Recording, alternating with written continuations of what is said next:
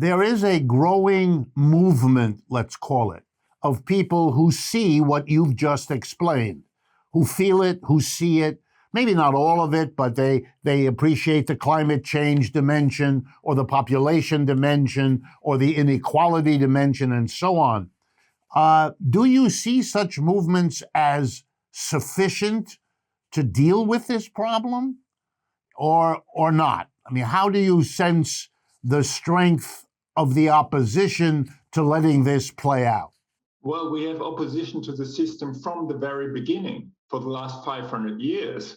And we had the European and also American history is a history of revolutions, of course. The French Revolution changed a lot, but it did not really change the economic system. We had other revolutions, and it turned out to be very hard to change the really fundamentals. Of course, we had the socialist revolutions and many others, but the system is still in place globally. But you have to remember that each system, every social system has lives. It emerges, it develops, and then there are contradictions coming up, and at some point it will end. There is no eternal system. Even capitalism cannot be eternal.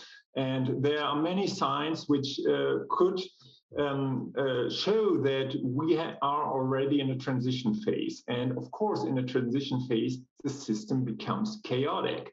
And in a chaotic system, social movements can play a huge part because the system will flip to one side or another side.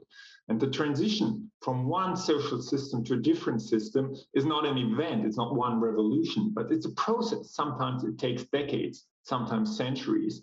And it's really a cascade of crises that we are already seeing, a financial crisis, the pandemic, ecological crisis. And in each and every crisis, there are bifurcations.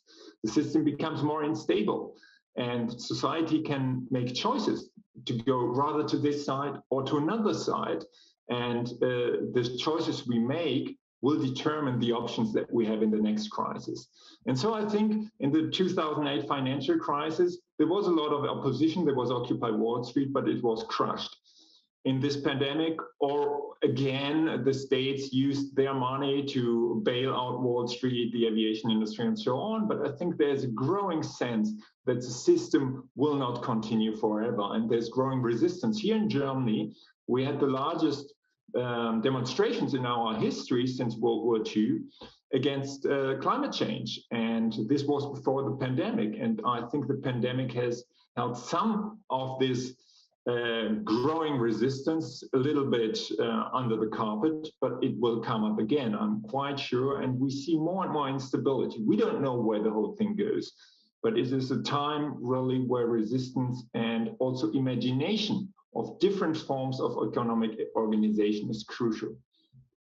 Yes, I would only add to that here in the United States, I think one of the few things everybody agrees on is that the level of social divisions, the hostility, the breaking into communication blocked groups who can't talk to each other or listen to each other or trust each other, that the level of cohesion holding this society together is weaker than it has ever been.